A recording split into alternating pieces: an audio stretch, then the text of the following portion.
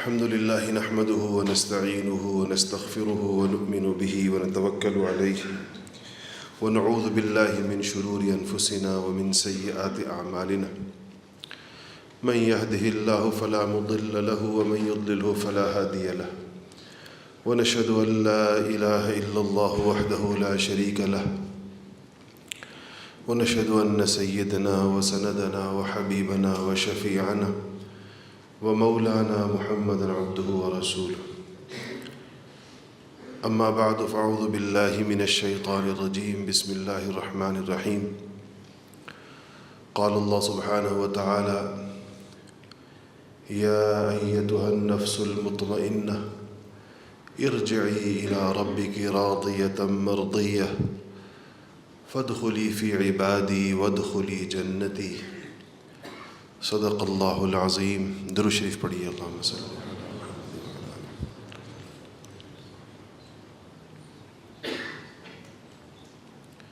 عزیزان گرامی، گزشتہ سوموار کے دن، جو ابھی سوموار گزرا، آپ سب نے یہ خبر سنی ہوگی اور اس کا غم اور اس کی اہمیت بھی محسوس کی ہوگی کہ ہمارے شیخ و مرشد، ہمارے محسن اور مربی حضرت اقدس حضرت مفتی سید مختار الدین شاہ صاحب رحمۃ اللہ علیہ انتقال فرما گئے۔ یہاں اس ممبر سے بھی اور میری گزارشات سننے والے ساتھی جانتے ہیں کہ گزشتہ 15-20 سالوں میں میں نے اگر کسی زندہ شخصیت کا سب سے زیادہ حوالہ دیا ہوگا یا ان کی باتیں بتائی ہوں گی، ان کے ملفوظات سنائے ہوں گے، ان کے واقعات سنائے ہوں گے اور ان سے اپنے گہرے تاثر اور عقیدت کا اظہار کیا ہوگا، محبت کا، تو وہ انہی کی شخصیت تھی۔ اور ان حوالوں کو دینے اور ان کی بات کرنے کا مقصد یہ ہوا کرتا تھا کہ لوگوں کے سامنے یہ بات آئے کہ دین کے اوپر عزیمت کے ساتھ عمل کرنا اس دور کے اندر بھی ممکن ہے، کیونکہ ہم سلف صالحین کے واقعات سناتے ہیں، بتاتے ہیں، پڑھتے اور پڑھاتے ہیں۔ قرآن پاک میں انبیاء علیہ السلام کے قصے ہیں اور صحابہ کے واقعات بعد کے لوگوں نے قلم بند کیے ہیں۔ تو ان سب کا مقصد انسانوں کو عمل پر ابھارنا ہوتا ہے۔ اللہ جل شانہ نے نبی کریم صلی اللہ علیہ وسلم کو، حالانکہ آپ سید الانبیاء ہیں، امام المرسلین ہیں، لیکن آپ کو بھی اللہ تعالیٰ نے پچھلے نبیوں کی باتیں بتائی ہیں اور بتایا ہے کہ پہلے زمانے کے نبی وہ بھی مخالفتوں کو برداشت کیا کرتے تھے، وہ ایسے اولو العزم انبیاء جو کچھ کرتے تھے، اللہ جل شانہ نے نبی کریم صلی اللہ علیہ وسلم کی ہمت اور حوصلہ بڑھانے کے لیے اس کو بیان کیا۔ انبیاء کے بعد اس امت کے سامنے حضرات صحابہ کی جماعت آئی اور صحابہ کے واقعات اتنے ایمان افروز تھے، اتنے غیر معمولی تھے کہ وہ صدیوں سے لوگوں کے لیے عزیمت پر اور علم پر ایک اعلیٰ طریقے کے ساتھ عمل کرنے کے لیے ایک روشن مثال اور نمونہ اور اسوہ ہے۔ اس کے بعد اللہ جل شانہ اس امت میں ہر زمانے میں ایسے لوگ پیدا فرماتے رہتے ہیں، اور ایسے لوگوں کو پیدا کرنے کا جو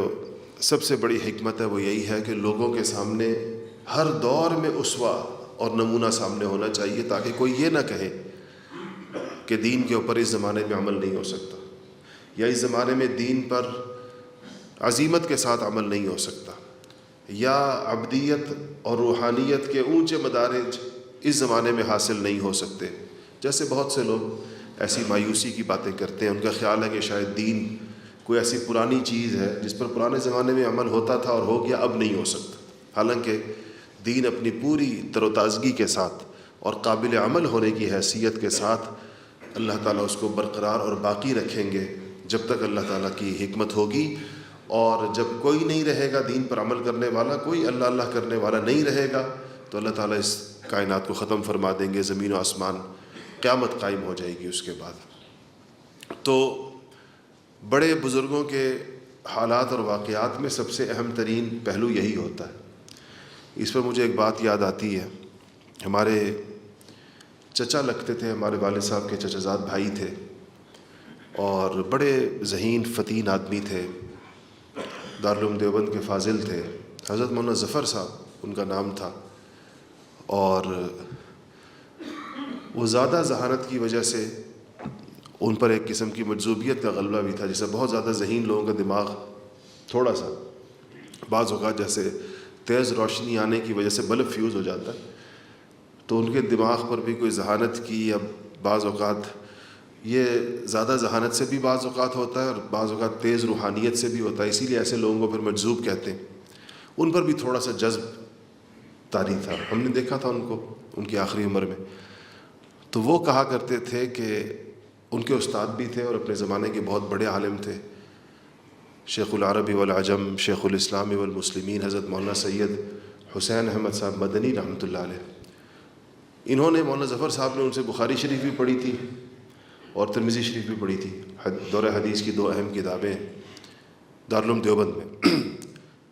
تو ہمارے پاس ہمارے خاندانی کتب خانے میں ان کی، مولانا ظفر صاحب کی ہاتھ سے لکھی ہوئی اپنے استاد کی تقریریں بھی محفوظ ہیں، جو انہوں نے اپنے استاد سے سنا تو اس کو لکھا تھا ان کے دور حدیث کے سال میں۔ تو جب حضرت مولانا سید حسین احمد صاحب مدنی نور اللہ مرقدہ کا 1957 میں انتقال ہوا، تو ان کو بہت زیادہ محبوبیت حاصل تھی، اور ان کے شاگردوں پر، جس طرح بعض اساتذہ اپنے شاگردوں پر بہت مؤثر ہوتے ہیں اور شاگردوں کی کل کائنات بن جاتے ہیں، ان کی پوری زندگی بن جاتے ہیں، بہت مؤثر مدرس ہوتے ہیں، پھر ان میں اور کمالات بھی ہوتے ہیں۔ تو حضرت مولانا حسین احمد صاحب مدنی نور اللہ مرقدہ اس اعتبار سے بڑے صاحب کمالات تھے، ان کے شاگردوں کو ان سے بہت زیادہ گہری محبت اور عقیدت تھی۔ حالانکہ ملک تقسیم ہو گیا تھا، اور ہندوستان 47 میں، اور تقسیم کے بعد بھی اللہ پاک نے حضرت مدنی رحمۃ اللہ علیہ کو 10 سال کی زندگی دی، 57 میں ان کا انتقال ہوا۔ تو یہ لوگ تو اس طرف آ گئے جو ادھر کے رہنے والے تھے۔ تو جب ان کا انتقال ہوا تو ہر ایک تبصرہ کر رہا تھا کہ ان کے انتقال پر ان کے فضائل، ان کے کمالات پہ گفتگو ہو رہی ہوتی تھی۔ تمہارے والد صاحب رحمۃ اللہ علیہ فرماتے تھے کہ مولانا ظفر صاحب کہنے لگے کہ میرے اوپر حضرت مولانا حسین احمد مدنی رحمۃ اللہ علیہ کا سب سے بڑا احسان یہ ہے کہ انہوں نے میرا ایمان بچایا۔ تو کسی نے پوچھا کہ آپ کا ایمان کیسے بچایا؟ آپ تو پیدائشی مسلمان ہیں ماشاءاللہ، تو آپ کے ایمان کو کیا خطرہ لاحق ہوا تھا؟ تو انہوں نے کہا کہ میں یہ جو صحابہ کرام کے واقعات ہیں، خصوصاً مجاہدے کے اور سرفروشی کے اور ہمتوں کے، یہ واقعات میں پڑھتا تھا حدیث کی کتابوں میں، سیرتی کتابوں میں، تو مجھے ایسا لگتا تھا کہ یہ واقعات سچے نہیں ہیں،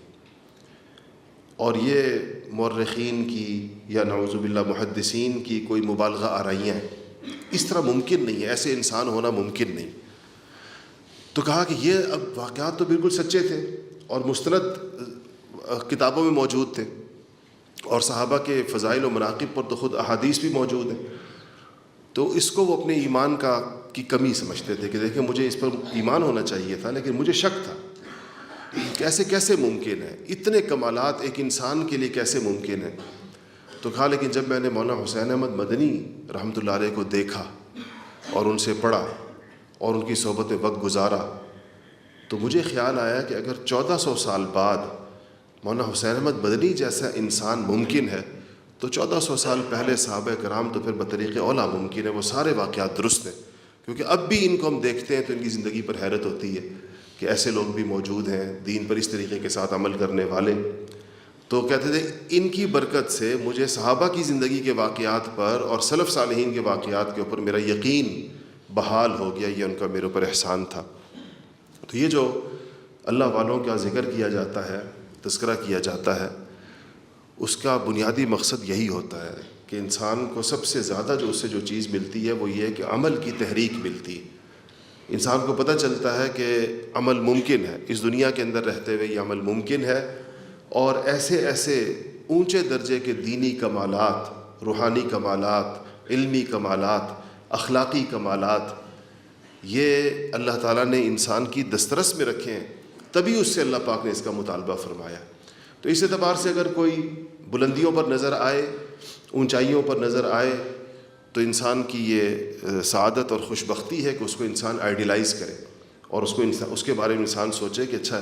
یہ اسوہ ہے، یہ نمونہ ہے کہ اس پر چل کر نبی کریم صلی اللہ علیہ وسلم اور حضرات صحابہ کی مبارک زندگیوں کے قریب تر ہوا جا سکتا ہے جس حد تک انسان ہو سکے۔ تو ہمارے شیخ نور اللہ مرقدہ اس اعتبار سے اس زمانے کے بہت بڑے انسان تھے۔ ہم نے زندگی کا بہت بڑا حصہ ان کے ساتھ گزارا۔ میں نے جب ان کی سب سے پہلی زیارت کی تو وہ سن 1992 تھا، یعنی 33 سال ہو گئے شاید، اس بات 92 ہوگا یا 91 ہوگا، پورا مجھے یاد نہیں، لیکن اتنا مجھے یاد ہے کہ اس زمانے میں چونکہ کالج میں پڑھتا تھا، جب میں یہ سوچتا ہوں تو میرے کالج کا زمانہ یہی 92 اور 93 کا تھا، تو میں فرسٹ ایئر میں پڑھتا تھا غالباً، یا سیکنڈ ایئر، فرسٹ ایئر میں پڑھتا تھا۔ تو وہ I9 میں ایک مسجد ہے طلحہ کے نام سے، مسجد طلحہ، یہ جو سوئی گیس کا دفتر ہے اس کے ساتھ، تو وہاں ان کا اس زمانے میں اجتماع ہوا تھا۔ تو وہ وقت ان کی ایک طرح سے جوانی کا تھا، اس وقت ان کی عمر کوئی 40 سال ہوگی، کیونکہ ان کی 52 کی پیدائش تھی، تو 92 میں ان کی عمر 40 سال ہوگی۔ تو 40 سال کی عمر میں ان کو پہلی دفعہ دیکھا، اور اس کے بعد پھر اس زمانے میں تو اتنا قریبی تعلق نہیں رہا، لیکن پھر اس کے بعد 2009 کے بعد سے خاص طور پر میرا بہت زیادہ ان سے قریبی تعلق شروع ہوا، کیونکہ اس وقت تک اس کے بعد پھر جا کر ہم مدرسوں کی لائن میں آئے، اور ہمارے استاد حضرت مولانا محمد امین صاحب اور اگزئی شہید نور اللہ مرقدہ زندہ تھے، وہ بھی ہنگو کے تھے، تو ہنگو میری آمد و رفت ان کے پاس ہوتی تھی، اور اس کے بعد پھر حضرت کے ساتھ تعلق شروع ہوا۔ تو یہ تقریباً کوئی 17 سال بنتے ہیں، 2009 سے لے کر 2025 تک۔ ان 17 سالوں میں ان کو بہت قریب سے دیکھا، سفر اسفار ہوئے، پاکستان میں بھی، پاکستان سے باہر کے اسفار بھی، ملک کے طول و عرض میں ہم اکٹھے گئے، اور بہت سی جگہوں پر حضرت کا پہلا سفر، بہت سے شہروں کا مجھے ان کی رفاقت اور خدمت میں رہنے کا موقع ملا۔ بلوچستان کا ان کا پہلا سفر ہوا، کوئٹہ کا، وہ بھی اس میں ساتھ تھا ان کے۔ بلتستان کا ان کا پہلا سفر ہوا زندگی میں، اس میں بھی ساتھ تھا۔ مجھے یاد ہے کہ ادھر تک گئے بلتستان میں کہ ہمارے میزبان نے ہمیں یہ کہا کہ یہ جس گھر میں آپ لوگ بیٹھے ہیں یہ پاکستان کی سرحد کا آخری گھر ہے، یعنی یہاں پاکستان ختم ہو جاتا ہے، اس کے بعد آگے وہ سیاچن گلیشیئر اور لداخ اور وہ علاقے شروع ہو جاتے ہیں جو انڈیا کے ساتھ ملتے ہیں۔ تو یہ بھی مجھے خوشی ہوتی ہے کہ ملک کے ایک کونے سے دوسرے کونے کی سرحدات تک بھی ان کے ساتھ سفر کیا، اور ہر ذریعے کے ساتھ کیا، جہازوں کے سفر بھی کیے، گاڑیوں کے بھی کیے، اور دن بھی دیکھی، رات بھی دیکھی ان کے ساتھ۔ اللہ تعالیٰ نے ایک کمرے میں رہنے کی توفیق بھی عطا فرمائی۔ تو جب بندہ کسی کو اتنی طویل مدت دیکھ لیتا ہے اور اتنے سفر اسفار میں دیکھ لیتا ہے، ہر قسم کے حالات میں دیکھ لیتا ہے، تو ظاہر اس کے بارے میں جو رائے بنتی ہے وہ بڑی پختہ ہوتی ہے، کوئی عارضی بات تو ہوتی نہیں، کوئی تھوڑی سی معلومات پر تو بات ہوتی نہیں۔ تو اتنا قریب سے دیکھنے کے بعد میں آپ کو بتاؤں کہ میں نے ان کو بہت بڑا انسان پایا، بہت عظیم انسان پایا، اور میرے علم میں کم سے کم، ظاہر انسان اپنے علم کا مکلف ہوتا ہے، باقی اللہ کی وسیع دنیا ہے، خدا جانے کیسے بڑے بڑے اولیاء یہاں پر ہوں گے، لیکن ہر انسان نے جو دیکھا ہوتا ہے، جو مشاہدہ کیا ہوتا ہے، اس کو اس کا پتہ ہوتا ہے۔ میں بہت سے پہلوؤں سے، خاص طور پر جو اخلاقی کمالات کے حوالے سے جو پہلو تھے، تو میں نے ان جیسا کوئی دوسرا بندہ نہیں دیکھا، نہ علماء میں، نہ صلحاء میں، نہ پیروں میں، نہ نیک لوگوں میں، کہ کچھ چیزوں میں ان کو اللہ پاک نے بہت غیر معمولی کمالات عطا فرمائے تھے۔ کوئی دوسرا بندہ اس سطح کا میرے علم میں نہیں تھا، نہ میں نے دیکھا ہے آج تک۔ تو ہمیں تو اس کا اندازہ نہیں تھا۔ وہ بہت ماشاءاللہ ان کی اچھی صحت تھی،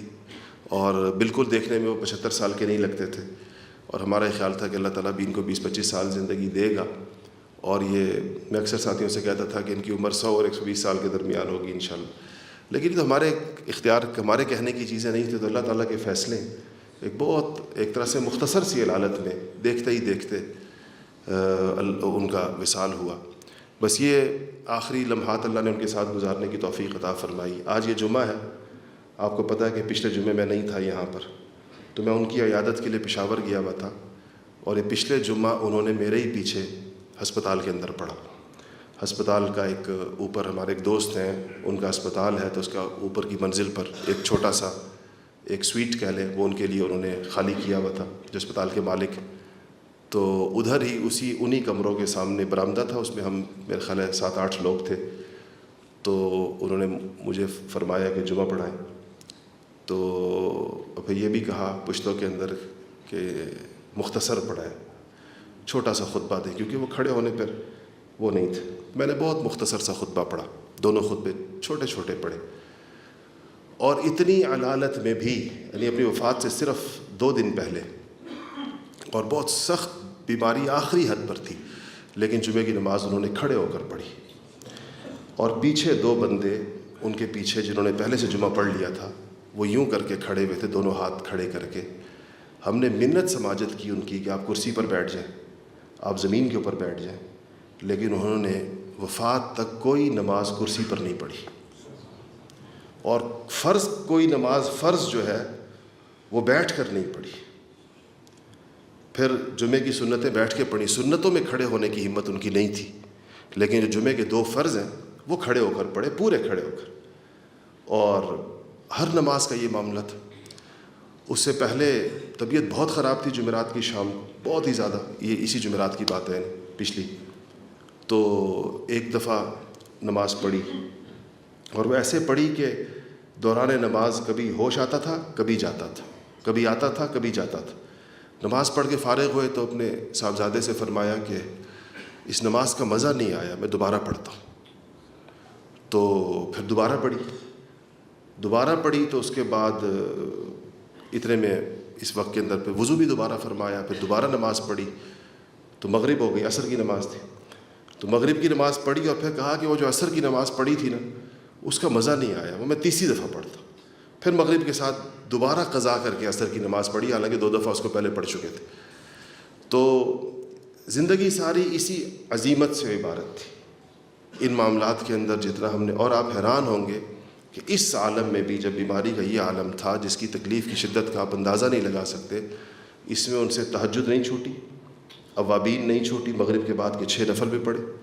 ان سے چاشت اور اشراق نہیں چھوٹی، اپنے ذکر اذکار نہیں چھوٹے۔ انسان حیران ہوتا تھا کہ یہ قوت کہاں سے لاتے ہیں۔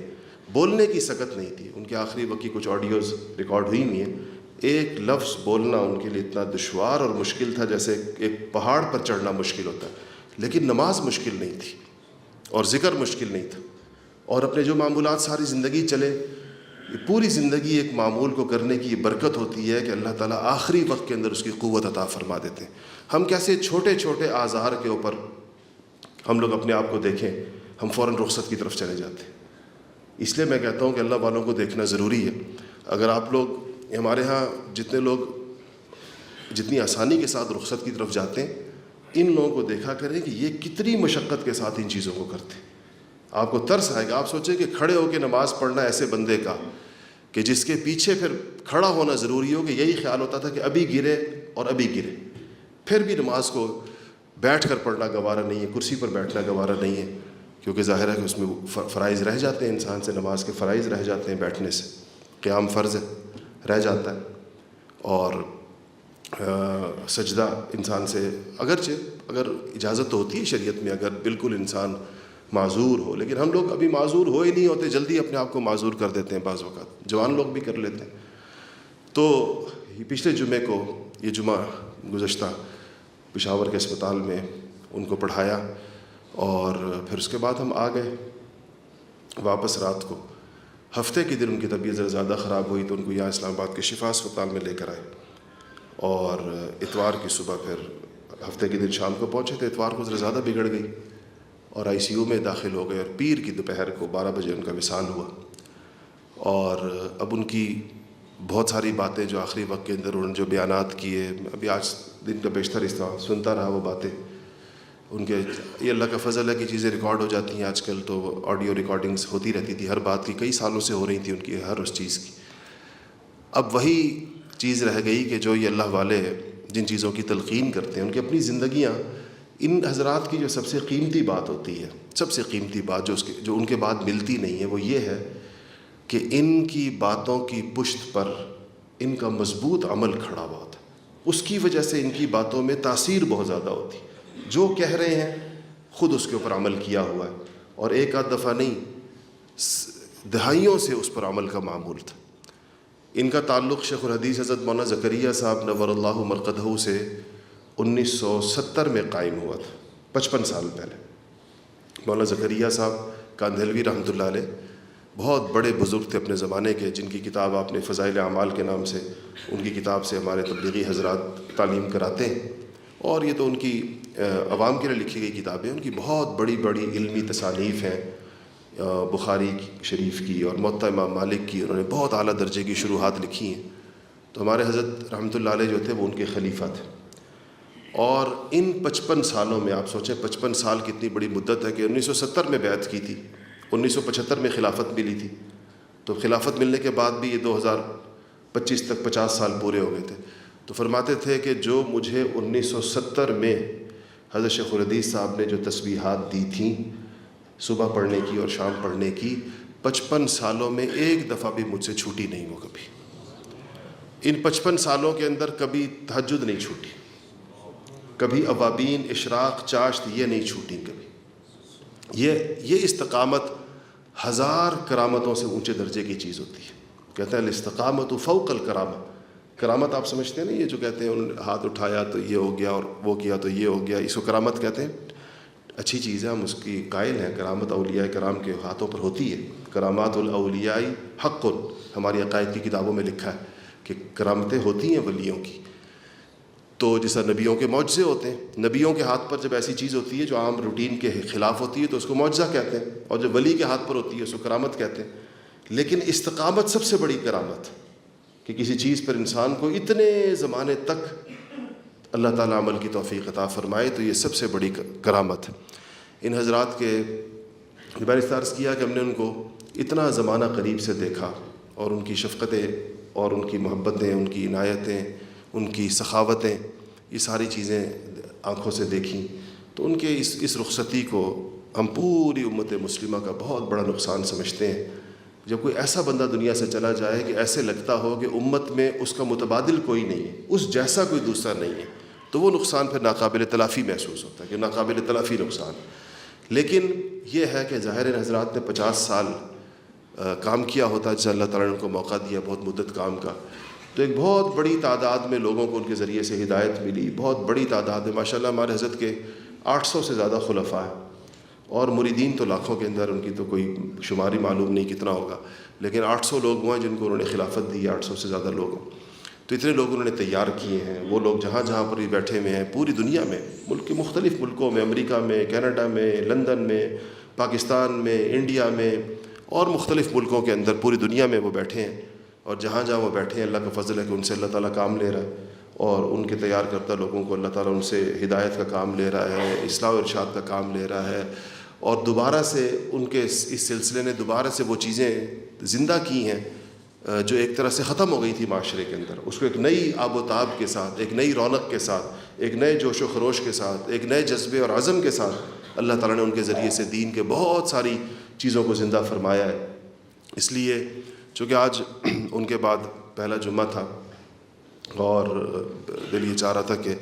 آپ لوگوں کو بھی اس بات کا علم ہو۔ آپ لوگ میری زبانی یہ تو سنتے رہے ہمیشہ، میں جب بھی کہا کرتا تھا کہ ہمارے حضرت یہ فرماتے ہیں یا ہمارے حضرت کو میں نے یوں دیکھا، تو ان سے میری مراد یہی ہوا کرتے تھے، تو ان کی لیکن اب یہ سلسلہ تو ان کا ختم ہو گیا۔ جو چیزیں انہوں نے چھوڑی ہیں وہ باقی ہیں، ان کی 50 کے لگ بھگ شاید آس پاس اس کے قریب کتابیں ہوں گی۔ وہ کتابیں بڑی مؤثر ہیں، بڑی زوردار ہیں ہر موضوع کے اوپر۔ اسی طرح سے میں نے عرض کیا کہ ان کے خلفاء ہیں، اسی طرح اللہ تعالیٰ نے ان کا ایک پورا ایک کام، ایک ایمان و تقوی کے نام سے ایک پوری محنت اور ایک سلسلہ جس کو یہی دین کے زندہ کرنے کا، وہ اللہ کا فضل و کرم سے پوری دنیا میں اس کے اوپر بھی کام چل رہا ہے۔ یہ ساری ایسی چیزیں ہیں جس سے یہ امید بنتی ہے کہ انشاءاللہ ان کی برکتوں سے یہ امت محروم نہیں ہوگی، اور یہ سلسلہ اللہ پاک نے چاہا تو انشاءاللہ چلتا رہے گا۔ چراغ سے چراغ جلتا رہتا ہے، اللہ تعالیٰ آگے بھی اللہ پاک ایسے لوگوں کو زیادہ سے زیادہ تعداد کے اندر پیدا فرماتے رہیں۔ ہماری سعادت مندی یہ ہوگی کہ ہم ایسے حضرات کی تعلیمات کے اوپر عمل کریں، اور ہم سے جو کوتاہی ہو جاتی ہے، جو نالائقی ہو جاتی ہے، وہ یہ ہے کہ ہم ان کی زندگی میں ان کی قدر نہیں کر پاتے جتنی کرنی چاہیے۔ مجھے ہمیشہ اس بات کا خیال رہتا تھا، میری مصروفیات بہت زیادہ رہتی ہیں، آپ لوگوں کو پتہ ہی ہے کہ بہت زیادہ مشغولیت ہوتی ہے، لیکن مجھے ہمیشہ یہ خیال آتا تھا کہ میں جا کر زیادہ وقت گزاروں ان کے پاس۔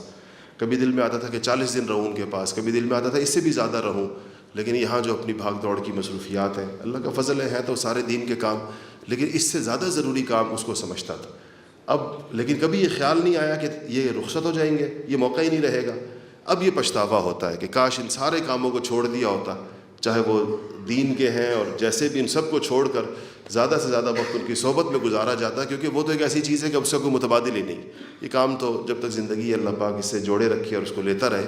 لیکن یہ ہے کہ زندگی کے اندر اللہ والوں کی قدر کرنی چاہیے، ان کی صحبت اٹھانی چاہیے، زیادہ سے زیادہ ان کے قریب رہ کر فائدہ اٹھانا چاہیے، اور جب وہ دنیا سے چلے جائیں تو ان کی تعلیمات کے اوپر عمل کرنا چاہیے، اور اللہ جل شانہ سے یہ سوال کرنا چاہیے کہ جیسے اللہ پاک نے اپنا جو کرم اور رحم ان پر فرمایا اور ان کو اپنا اتنا خصوصی تعلق عطا فرمایا، اپنے دین کی اتنی خدمت کے مواقع عطا فرمائے، اللہ تعالیٰ یہ مواقع ہمیں بھی عطا فرمائے۔ وآخر دعوانا الحمد للہ رب العالمین۔ نماز کے بعد خاص طور پر ان کے لیے ایصال ثواب کے لیے سورہ فاتحہ اور 3 دفعہ سورہ اخلاص پڑھیں اور انشاءاللہ دعا کریں۔